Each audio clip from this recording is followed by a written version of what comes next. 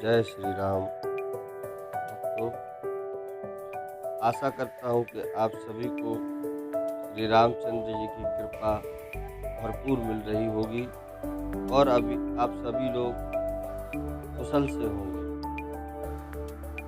तो चलिए अब आप श्री रामचरितमानस कथा की ओर ले चलते हैं। तो जैसा कि आपने इससे पहले वाले वीडियो में श्री रामचरितमानस कथा सुनी होगी, उसमें अपना लंका कांड पूरा होता है और आज हम शुरू करेंगे उत्तरकांड।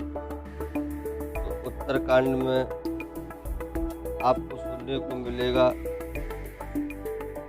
भरत हनुमान मिलन, अयोध्या में आनंद, श्री राम जी का स्वागत, भरत मिलाप, राम राज्याभिषेक और वगैरह वगैरह कई सारा ज्ञान, बहुत सारी बातें धीरे धीरे सुनते चलिए, शायद सब कुछ पता चल जाएगा। और सबसे पहले हमारे चैनल को सब्सक्राइब करें, घंटी वाले बटन को प्रेस करें, वीडियो को लाइक करें, शेयर करें। धन्यवाद। चलिए, सब्सक्राइब करने के लिए आप सभी का धन्यवाद। अब हम प्रभु श्री राम जी का नाम लेकर उत्तरकांड की शुरुआत करते हैं। पहले होगा मंगलाचरण, तो जहाँ पर बाबा तुलसीदास जी लिखते हैं कि मोर के कंठ की आभा के समान नीलवर्ण, देवताओं में श्रेष्ठ ब्राह्मण, ब्राह्मण के चरण कमल के चिन्ह से सुशोभित, शोभा से पूर्ण, पीतांबरधारी और कमल नेत्र, सदा परम प्रसन्न, हाथों में बाण और धनुष धारण किए हुए हैं, वानर समूह से युक्त हैं, भाई लक्ष्मण जी से सेवित, स्तुति किए जाने योग्य, श्री जानकी जी के पति और रघुकुल के श्रेष्ठ, पुष्पक विमान पर सवार श्री रामचंद्र जी को मैं निरंतर नमस्कार करता हूँ। और कौशलपुरी के स्वामी श्री रामचंद्र जी के सुंदर और कोमल दोनों चरण कमल ब्रह्मा जी और शिव जी द्वारा वंदित हैं। श्री जानकी जी के कर कमलों से दुलराए हुए हैं और चिंतन करने वाले के मन रूपी भौरे के नित्य संगी हैं। अर्थात चिंतन करने वाले का मन रूपी भ्रमर सदा प्रभु के उन चरण कमलों में बसा रहता है। कुंद के फूल, चंद्रमा और शंख के समान सुंदर गौरवर्ण, जगत जननी श्री पार्वती जी के पति अर्थात भगवान भोलेनाथ, वांछित फल के देने वाले, दुखियों पर सदा दया करने वाले, सुंदर कमल के समान नेत्र वाले, कामदेव से भी छुड़ाने वाले, कल्याणकारी श्री शंकर जी को मैं नमस्कार करता हूँ। कितनी बड़ी बात बाबा तुलसीदास जी ने यहाँ पर बताई है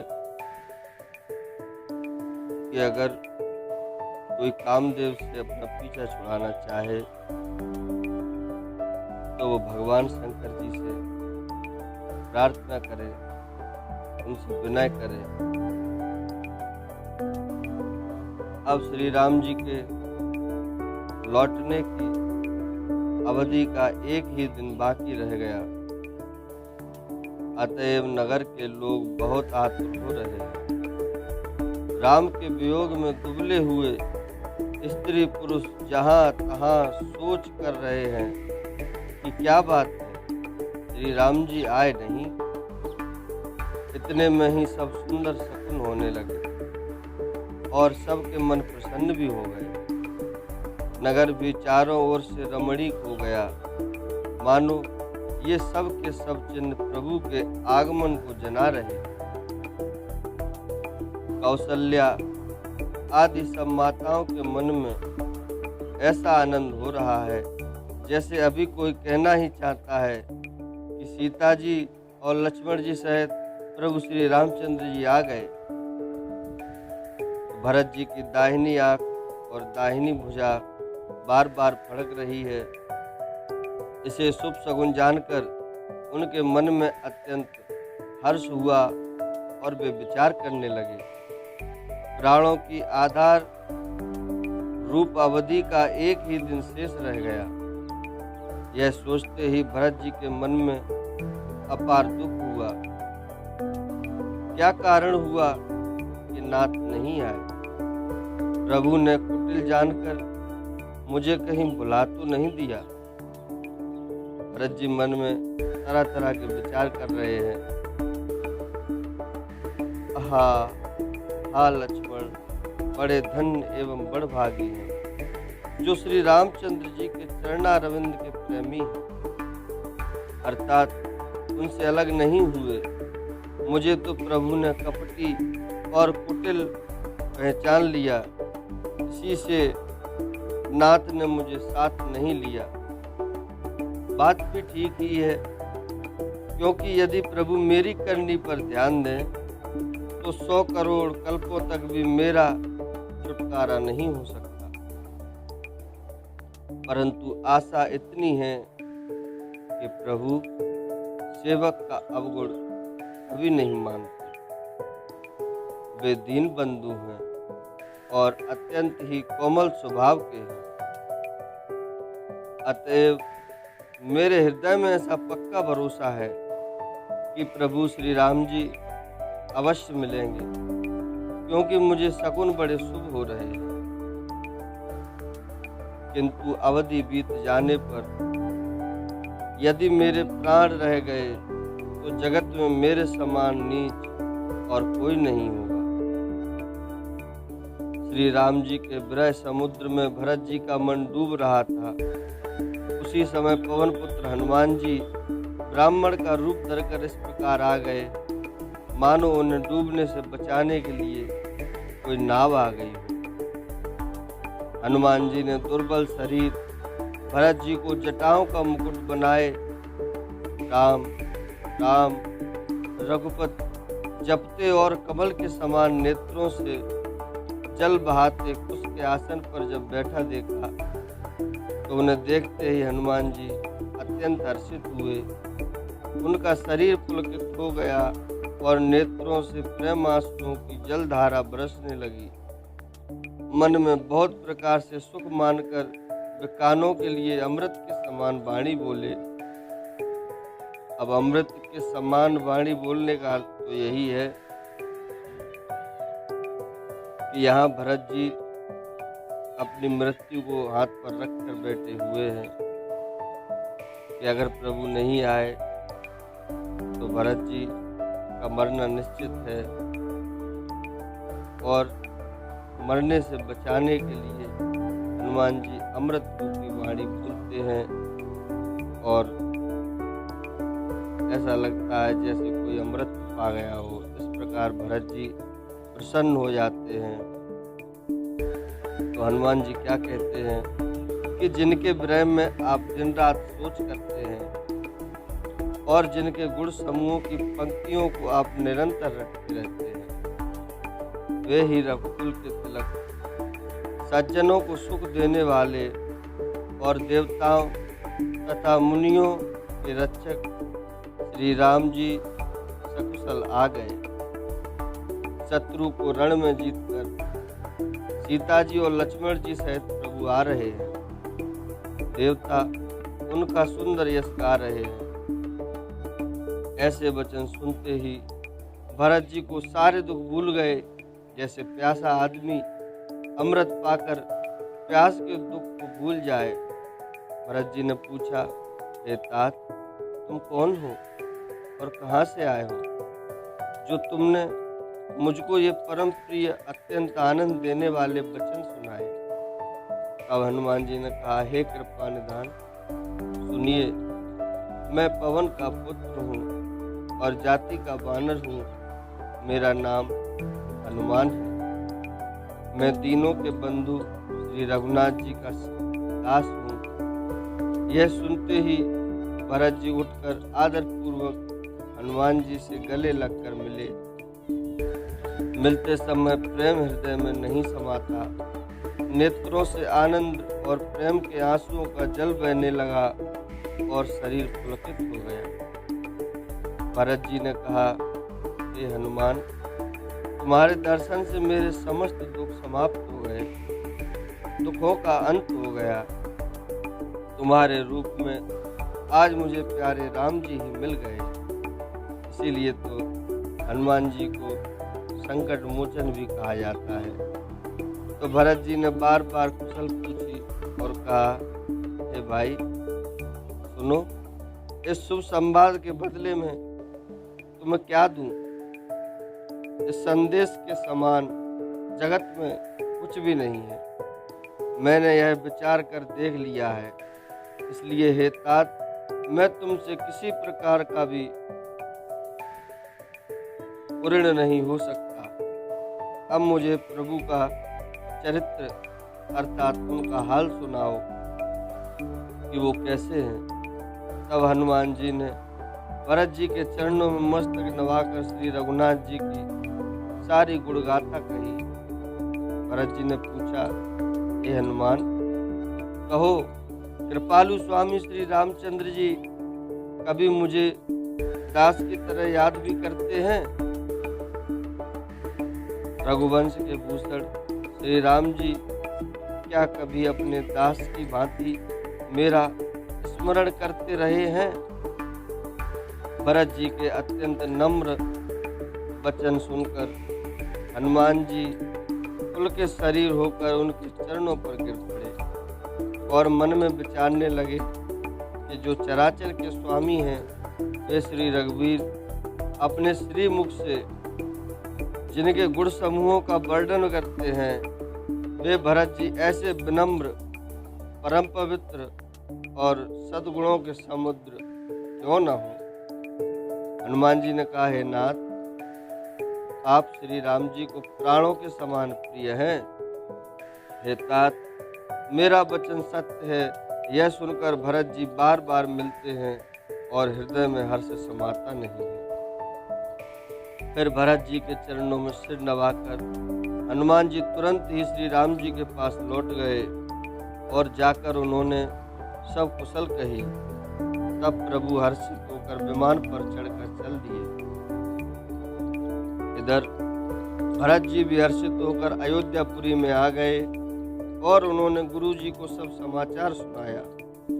फिर राजमहल में खबर जनाई कि श्री रघुनाथ जी कुशल पूर्वक नगर को आ रहे हैं। खबर सुनते ही सब माताएं उठ दौड़ी। भरत जी ने प्रभु की कुशल कहकर सबको समझाया। नगर निवासियों ने यह समाचार पाया तो स्त्री पुरुष सभी हर्षित होकर दौड़े। श्री राम जी के स्वागत के लिए दही, दूध, गोरोचन, फल, फूल और मंगल के मूल, नवीन तुलसी दल आदि वस्तुएं सोने के थालों में भर भर कर अतनी की सी चाल वाली सौभाग्यवती स्त्रियां उन्हें लेकर गाती हुई चली। जो जैसे हैं, जहां जिस दशा में हैं, वे वैसे ही उसी दशा में उठ दौड़ते हैं। देर रात हो जाने के डर से बालकों और बूढ़ों को कोई साथ नहीं लाते। एक दूसरे से पूछते हैं, भाई तुमने दयालु श्री रघुनाथ जी को देखा है? प्रभु को आते जानकर अवधपुरी संपूर्ण शोभाओं की खान हो गई। तीनों प्रकार की सुंदर वायु बहने लगी। मैया सरयू जी अति निर्मल जल वाली हो गईं, अर्थात सरयू जी का जल अत्यंत निर्मल हो गया। तो गुरु वशिष्ठ जी, कुटुंबी, छोटे भाई शत्रुघ्न तथा ब्राह्मणों के समूह के साथ हर्षित होकर भरत जी अत्यंत प्रेमपूर्ण मन से कृपा धाम श्री राम जी के सामने अर्थात उनकी अवगानी के लिए चले। बहुत सी स्त्रियां अटारियों पर चढ़ी आकाश में विमान देख रही हैं। उसे देखकर हर्षित होकर मीठे स्वर से सुंदर मंगल गीत गा रही हैं। श्री रघुनाथ जी पूर्णिमा के चंद्रमा हैं तथा अवधपुर समुद्र है, जो उस पूर्ण चंद्र को देखकर हर्षित हो रहा है और शोर करता हुआ बढ़ रहा है, उमड़ रहा है। इधर उधर दौड़ती हुई स्त्रियां उसकी तरंगों के समान जान पड़ती हैं। यहाँ विमान पर से सूर्य कुल रूपी कमल के प्रफुल्लित करने वाले सूर्य मेरे प्रभु श्री राम जी वानरों को मनोहर नगर दिखला रहे हैं।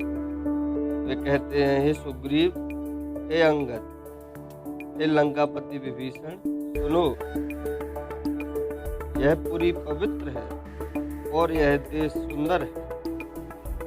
यद्यप सबने वैकुंठ की बढ़ाई की है, यह वेद पुराणों में प्रसिद्ध है और जगत जानता है, परंतु अवधपुरी के समान मुझे वह भी प्रिय नहीं है।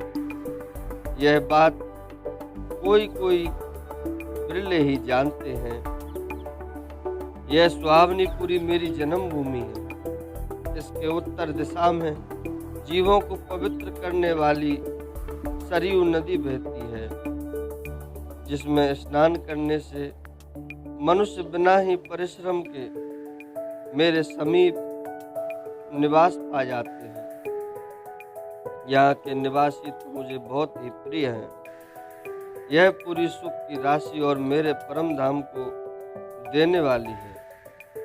प्रभु की वाणी सुनकर सब वानर बड़े हर्षित हुए और कहने लगे कि जिस अवध की स्वयं मेरे प्रभु श्री राम जी ने बड़ाई की, वह अवश्य ही धन्य है। कृपा सागर भगवान श्री रामचंद्र जी सब लोगों को आते देखकर प्रभु ने विमान को नगर के समीप उतरने की प्रेरणा की। तब वह विमान पृथ्वी पर उतरा। विमान से उतरकर प्रभु ने पुष्पक विमान से कहा कि तुम अब कुबेर के पास जाओ। श्री राम जी की प्रेरणा से वह चला। उसे अपने स्वामी के पास जाने का हर्ष है और प्रभु श्री राम जी से अलग होने का अत्यंत दुख भी है, क्योंकि मेरे प्रभु श्री रामचंद्र जी इतने प्रिय लगने वाले हैं कि उनसे दूर होने का सभी को दुख होता है। तो भक्तगणों, मेरे प्रभु श्री राम जी के सभी भक्तगणों से मेरा निवेदन है कि चैनल को सब्सक्राइब करें, घंटी वाले बटन को प्रेस करें, वीडियो को शेयर करें, कमेंट करें और लाइक करें, जिससे आपको आगे और भी बनने वाले वीडियो प्राप्त होते रहें। और अभी के लिए श्री रामचरितमानस कथा को यहाँ पर विराम देते हैं। मिलते हैं आपसे अगले वीडियो में। जय श्री राम।